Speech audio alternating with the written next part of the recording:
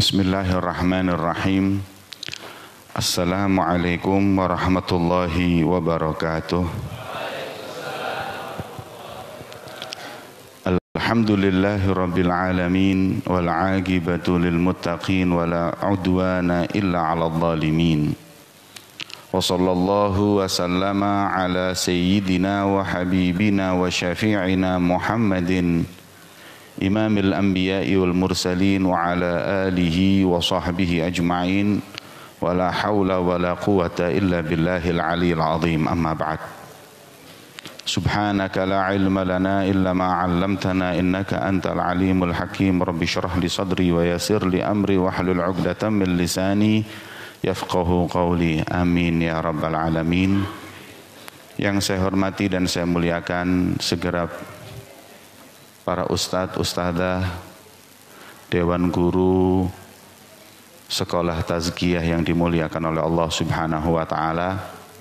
Wabil khusus kepada beliau saudara saya Bapak Ali, semoga Allah Subhanahu wa taala senantiasa memberikan kepada beliau kekuatan, istiqomah dan kesehatan untuk senantiasa bisa memanajemen sekolahan ini dengan sebaik-baiknya hingga menggapai ridha Allah dan Nabi-Nya Muhammad sallallahu alaihi wasallam. Para hadirin dan hadirat yang dimuliakan oleh Allah, untuk menyingkat waktu karena azan kurang 10 mungkin ya, 10-15 menit. Saya ingin menyampaikan sedikit tema yang berkaitan dengan kemuliaan bulan Ramadan.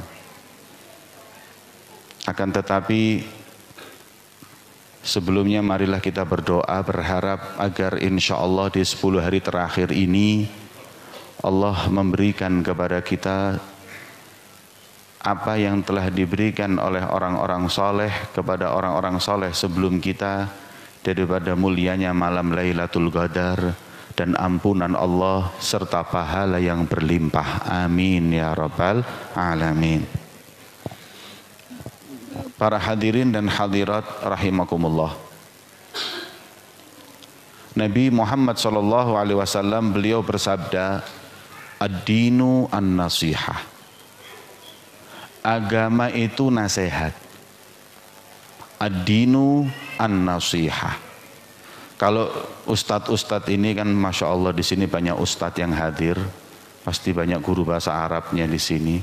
Ad-dinu an-nasihah itu kan ad-dinu mubtada, an-nasihah marfu', an-nasihah jadi khobarnya mubtada. Biasanya yang namanya mubtada itu selalu ma'rifah, kemudian khobarnya nakiroh. Kan begitu. Al-ustadzu qaimun. Ustadz mubtada, qaimun khobar. Tapi ini anehnya ad-dinu an-nasihah, ma'rifah dan ma'rifah. Padahal ini mubtada khobar. Ini seperti hadis Nabi Muhammad, al-hajju arafah. Al-hajju mubtada, arafah khobar. Al-hajju di sini ma'rifah, kemudian arafah ma'rifah. Maka ulama mengatakan kalau mubtada khobarnya itu semua ma'rifah menunjukkan kebesaran hal tersebut. Makanya haji itu arafah. Barang siapa yang lepas arafah, hajinya enggak sah. Kalau orang belajar bab haji, orang kalau kehilangan arafah sudah percuma, hajinya enggak ada. Enggak ada haji kalau enggak ada arafah. Begitu pula ad-dinu an-nasihah. Agama itu nasihat. Agama ini kosong nilainya kalau kita sudah nggak saling memberi nasihat satu dengan yang lainnya. Maka itu agama ini akan senantiasa tegak sampai yaumul qiyamah selama kita masih sadar akan pentingnya memberi nasihat satu dengan yang lainnya, memperingatkan, menegur saudara kita satu dengan yang lainnya. Insya Allah kita termasuk orang yang sempurna keimanan kita kepada Allah Subhanahu wa ta'ala. Kemudian ketika Rasul mengatakan ad-dinu an-nasihah, sahabat bertanya, Qulna liman ya Rasulullah, kalau agama itu nasihat agar orang itu hormat dan cinta kepada siapa? Maka Rasul menjawab, qala lillah, yang pertama nasihat agar orang itu hormat dan cinta kepada Allah. Kita ini harus saling menasihati agar orang cinta kepada Allah, mendahulukan perintah Allah daripada yang lainnya. Kita hidup di dunia ini, yang kita dahulukan itu adalah perintah Allah. Ibu-ibu yang hadir ini Masya Allah, mendahulukan perintah Allah daripada perintah dirinya. Kalau nuruti dirinya mungkin kalau pakai kerudung panas sumuk. Cuman berhubung ini perintah Allah, ya dia mendahulukan keinginan Allah daripada dirinya. Maka beri nasihat, orang-orang yang masih membuka aurat dinasehatin. Dahulukan untuk kita melaksanakan perintah Allah daripada keinginan diri kita. Maka kita di sekolahan ini pun adalah bagian daripada bentuk memberi nasihat agar para santri, santriwati, para pelajar yang menuntut ilmu menghargai dan cinta kepada Allah dan Nabi-Nya Muhammad SAW. Itu yang pertama. Qulna liman qala lillah. Yang kedua, nasihat menasehati agar kita hormat kepada Al-Quran, cinta kepada Al-Quran. Kata ulama, ini Al-Quran, bukti kecintaan kita kepadanya ada 5 hal. Keutamaan Al-Quran ini kalau kita melakukan 5 hal pada Al-Quran. Ini bulan-bulan Al-Quran, ini bulan Ramadan. Kita masih punya waktu sekitar berapa ini? 4 hari, 5 hari. Kalau yang belum khatam Al-Quran, monggo silakan dihatamkan. Sayang kalau Ramadan gak khatam Al-Quran. Ulama berkata ada 5 kemuliaan yang berkaitan dengan Quran. Yang pertama, liman ta'allama wa'allam. Bagi orang yang belajar dan mengajarkan Al-Quran, ini mereka punya kemuliaan yang besar di sisi Allah Subhanahu wa ta'ala. Quran ini orang yang belajar dan mengajarkannya hebat. Bahkan Rasulullah bersabda dalam satu hadisnya, ahlul Quran hum ahlullahi wa khasatuh. Orang yang senantiasa suka mengajarkan Al-Quran, dia orang spesialnya Allah Subhanahu wa ta'ala. Walaupun kadang-kadang guru Al-Quran dipandang sebelah mata. Ada seorang alim besar, orangnya aslinya Padang tapi ngajar di Mekah. Memang ulama Indonesia ini yang sampai internasional, tokoh di Indonesia yang sampai di internasional mulai dulu itu ulama. Di Mekah itu ada seorang alim besar namanya Syekh Yasin Al-Fadani. Syekh Yasin Al-Fadani disebut dengan Musnidul Alam. Semua hadis yang ada di muka bumi ini sanadnya beliau pegang. Kutubus Sittah itu semuanya, bahkan Kutubus Tis'ah, semua kitab-kitab hadis itu yang pegang sanadnya itu beliau. Seluruh dunia. Jadi orang kalau ngambil hadis ke beliau ke Mekah itu, orang Fadani itu aslinya Padang. Tapi lahir di sana, belajar di sana dan besar di sana. Beliau adalah seorang alim Indonesia asli Indonesianya, termasuk bukti Indonesianya beliau nggak pernah ninggal ngerokok. Ini termasuk bukti keindonesiaannya. Ini beliau ini, Syekh Yasin Al-Fadani ini, kalau sudah duduk di halaqah di Masjidil Haram, itu yang duduk di halaqah beliau itu kelas kiai-kiai. Kelas kayak kita-kita ini nggak masuk di halaqah beliau. Tapi yang aneh, beliau kalau sore habis asar punya TPQ di rumahnya. Ngajarin anak kecil-kecil, kata santrinya Syekh Yasin, untuk panjenengan nggak pantas ngajar seperti ini. Yang nunggu ulama seluruh dunia dari barat sampai timur, mereka semua datang untuk mengambil hadis kepada panjenengan. Panjenengan malah kok justru ngajar TPQ. Kemudian beliau berkata, kalau memang panjenengan harus TPQ ini ada, biar kita murid-murid panjenengan yang ngajar, panjenengan ke Masjidil Haram aja ngajar di sana. Apa jawaban beliau? Tuh lihat, wahai muridku, Aku sudah punya waktu untuk ngajar-ngajar hadis dan lain-lain, ada waktu. Tapi kalau untuk urusan Quran dan mengajarkan Al-Quran, maaf, nggak bisa diganggu gugat, karena aku dengar Rasulullah bersabda, khairukum man ta'allamal Qur'ana wa 'allamah. Dan aku atamanna an adkhula fi tilkal khairiyah. Saya ingin masuk kemuliaan yang dikatakan oleh baginda Muhammad sallallahu alaihi wasallam. Makanya jangan minder jadi guru Al-Qur'an, itu jangan minder. Sebaik-baiknya guru itu guru Quran. Apalagi guru TPQ. Guru TPQ itu mesti harus dihargai betul. Saya kadang-kadang heran. Kalau ada guru Al-Quran datang dengan guru bahasa Inggris datang, subhanallah yang dihargai guru bahasa Inggris. Padahal nggak ada riwayat tentang kemuliaan bahasa Inggris ini, nggak ada. Ataupun guru matematika datang, masya Allah ini ada profesor matematika, nggak ada apa-apanya sama guru Al-Quran. Karena kata Rasulullah, hum ahlullah wa khasatuh. Yang mendapatkan bayan ataupun keterangan yang jelas, stempel dari Rasul adalah mereka guru Al-Quran.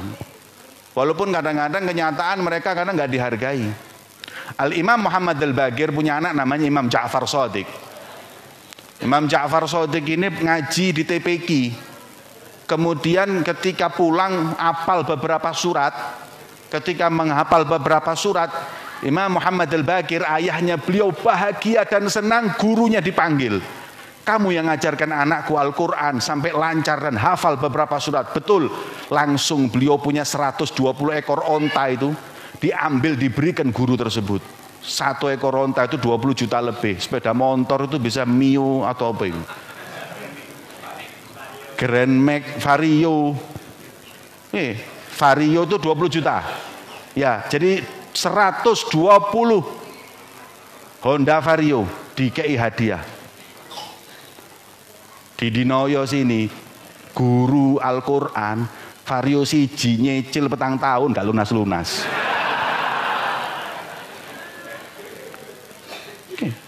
Guru Al-Quran ini harus diangkat karena fadilahnya begitu besar, keutamaannya dari Allah dan Nabi-Nya Muhammad SAW. Itu yang pertama, keutamaan Al-Quran pertama bagi orang yang belajar dan yang kedua, keutamaan bagi yang membaca. Ini yang saya maksud. Karena kita sekarang ada di bulan Al-Quran. Keutamaan Al-Quran pada orang yang membaca, Iqra'ul Quran fa innahu ya'ti yaumal qiyamah syafi'an li ashabih. Bacalah Al-Quran karena Al-Quran itu nanti di hari kiamat akan memberikan syafaat buat orang-orang yang istiqomah membaca Al-Quran. Dalam riwayat yang lain, jangan lagi Al-Quran semuanya, 1 surat aja loh yang namanya Tabarok. Hiyal mani'atu min adzabil qabr. Rasul dalam hadis yang sahih disebutkan surat Tabarok 1 itu bisa mencegah azab kubur. Kalau ada orang yang istiqomah Tabarok, dalam suatu riwayat disebutkan kemudian meninggal di kuburan mau disiksa, Tabarok ngamuk. Bukan Mas Barok, Tabarok. Tabarok marah, ya Rob, fa inna malaikatak, sesungguhnya malaikatmu mau menyiksa orang yang istiqomah tiap malam baca surat Tabarok. Ya Rob, sampaikan kepada malaikat kalau dia mau menyiksa, tolong saya Tabarok hapus dari Al-Quran. Syafaat, memberi syafaat, membela mati-matian itu cuma 1 surat Tabarok, bagaimana dengan 30 juz Al-Quran? Maka itu baca Al-Quran, khususnya bulan Ramadan ini baca Al-Quran. Ulama dulu tuh kalau sudah baca Quran, ya Allah hadirin, nikmat, nggak terasa. Mungkin kalau saya perkiraan saya, orang dulu kepada Al-Quran itu seperti kita sama WA. Kan kadang tanpa sengaja tahu-tahu lu 20 menit kita di WA. Buka Instagram, buka semua 20 menit. Nggak terasa. Orang-orang dulu juga seperti itu. Wong Sayyidina Utsman bin Affan itu sholat di depannya Ka'bah 2 rakaat 30 juz. 1 rakaatnya 15 juz. Kalau sudah baca Quran, subhanallah. Al-Habib Muhammad bin Hasan Jamalul Lail, seorang alim besar, kalau Ramadan nggak baca Quran di waktu pagi hari, bacanya mulai maghrib sampai subuh. Ditanya, Habib kenapa nggak baca pagi? Kalau saya baca pagi nggak terasa saya puasa ini. Saking nikmatnya baca Quran lupa semuanya. Jadi kayak ibu-ibu kalau nonton film India 3 jam nggak kroso. Duwe entek. Nggih. Kayak bapak-bapak ndelok bal-balan. Habis gini kan Piala Dunia nih. 2 kali 45 menit itu lho gak kroso. Cepet terek. Lek ngaji, subhanallah, 10 menit itu ndowe lambe. Sayyidina Utsman ketika ditanya, "Wahai Utsman, kau kok bisa sholat 2 rakaat 30 juz?" Apa jawaban beliau? Coba ini camkan. Beliau menjawab, "Idza tahural qalbu ma syabi'a min kalamillah." Hati itu kalau sudah bersih nggak akan kenyang membaca Al-Quran. Jadi masalahnya hati kita yang kotor. Maka itu ayo kita upayakan selalu membaca Al-Quran. Ini yang kedua. Yang ketiga, keutamaan ketiga, buat orang yang menghafal Al-Quran. Wah, ini lebih istimewa lagi. Hafal Al-Quran, dijamin jasadnya akan utuh sampai yaumil qiyamah. Dijamin jangan lagi dianya, bapaknya akan diberi mahkota ketika dibangkitkan di yaumil mahsyar. Siapa itu nabi? Bukan rasul, bukan siapa. Ini adalah orang yang anaknya hafal Quran. Coba kata ulama, kalau bapaknya aja kayak gitu pengagungannya, bagaimana dengan anaknya yang hafal Quran? Jangan lagi di akhirat, di dunia jasadnya pun oleh Allah nggak boleh disentuh, termasuk daripada jasad yang utuh. Pertama nabi, kedua syuhada, ketiga hufadzul Quran. Bahkan dalam riwayat disebutkan, mereka para hufadzul Quran, laulahumu bainal anami laduktikat jibalun wa ardun lirtikabil khotiyati. Kalau bukan karena mereka para hufadzul Quran, ini bumi sudah dibanting sama Allah, hancur semua sudah. Karena Allah melihat para hufadzul Quran gak tego. Yang membuat menjadikan pasaknya amannya bumi ini ada wujud mereka para hafadzul Quran. Makanya saya bahagia tadi saya dengar di sini ada hufad, ada tahfidzul Quran dan lain-lainnya. Ini membawa keamanan untuk alam semesta. Dan ini mempunyai keutamaan yang besar.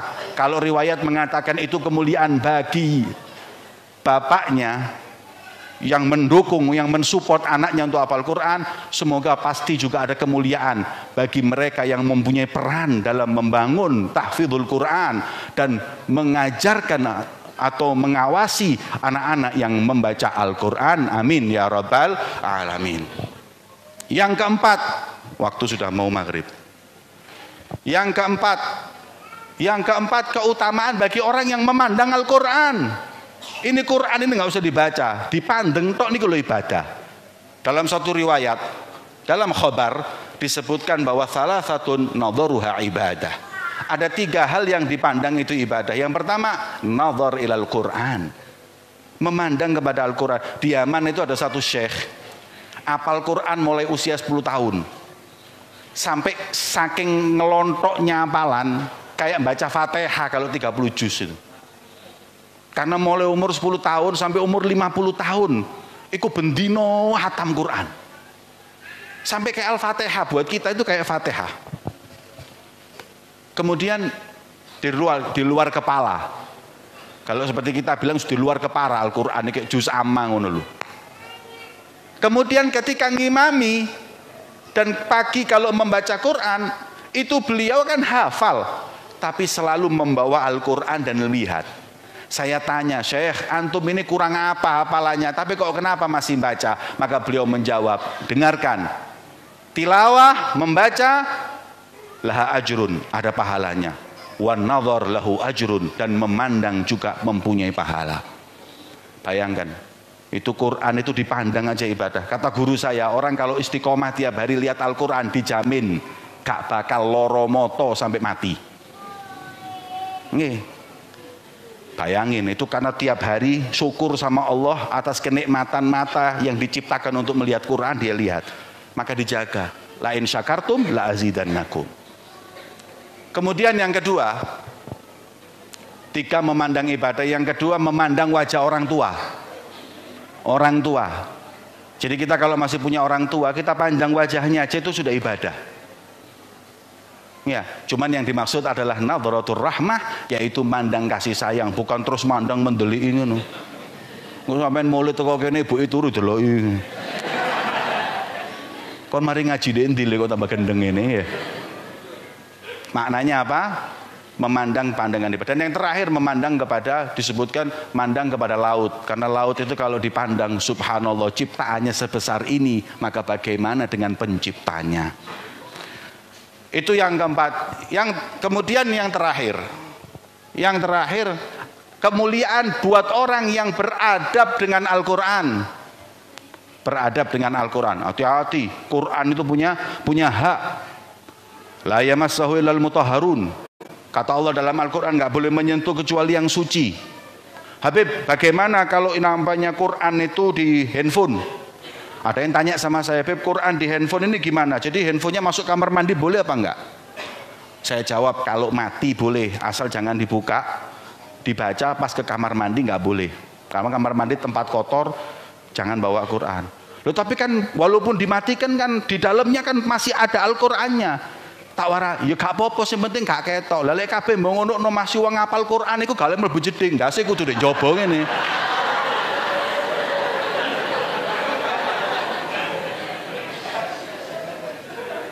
Ya. Artinya seperti itu. Maka daripada itu Quran ini adab. Menyentuh hanya orang yang suci. Katanya Allah ini, Anda nggak punya wudhu jangan pegang Quran, hati-hati. Kecuali kalau darurah, kalau mau jatuh atau mau kotor atau yang lainnya dibawa. Selain itu tidak. Adabnya Al-Quran kita pegang. Dalam kitab Fathul Alam, kitab fikih itu disebutkan. Termasuk dari sunnahnya orang itu kalau menerima Al-Quran, inda istilamil Quran, itu disunnahkan untuk qiyam, berdiri. Jenengan ini, kalau ada orang mau hataman Quran, terus ada orang bagi Quran, jangan diterima dalam keadaan duduk, berdiri. Berdiri, ambil Qurannya baru duduk. Kenapa? Ihtiraman lil Quran. Menghargai Al-Quran. Anda tahu Pak Jokowi, Presiden Republik Indonesia, itu kalau upacara 17 Agustus nerima bendera, itu berdiri hadirin. Presiden loh, sampean lah gak presiden lah. Iki presiden nerima sesuatu yang tidak lebih mulia dari Quran, berdiri.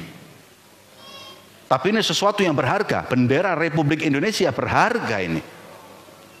Kemudian presiden menerimanya dengan berdiri pengagungan kepada negeri yang mulia ini. Lah bagaimana dengan kita dengan Al-Quran? Jadi kalau ada orang ngasih Quran jangan diterima ngene rek, gak sopan. Hati-hati itu. Berdiri dan jangan menyentuh kecuali suci, saya ulangi.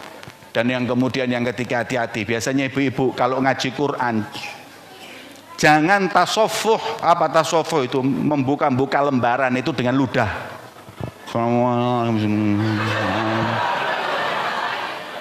Haram. Tasawuful Quran birik itu haram. Kenapa? Karena ini Quran mulia kok Anda kasih ludah. Lu ngono tok ya Habib haram. Habib iki radikal. Ngono tok ya haram. Kon rene sing ngomong radikal. Ae pipimu tak kei iduku ngene ya apa? Mau Habib cici, lo cici, le pipimu mbek Quran iki lho apian ndi? Pipimu nggak mau dengan yang namanya ludah. Quran kau kasih ludah. Lo ini yang ngomong bukan saya, fuqaha. Iki ada apa? Asar apa maghrib ini? Maka itu hadirin yang dimuliakan. Ini mesti lama ini, mesti ceramah saya masih kurang ini. Kunnalillah wali kitabihi wali rasulihi wali aimatul muslimin wa amatihim. Saya sampaikan dua, insya Allah tahun depan saya teruskan ini nanti. Ya hadirin, ini Al-Quran dijaga. Ayo, khudhu nasibakum minal Quran. Ambil bagian kalian dari Al-Quran. Ini Quran adalah termasuk kemuliaan kita umat baginda Muhammad sallallahu alaihi wasallam. Allahumma barik lana fima bagiya min hadzal Ramadan.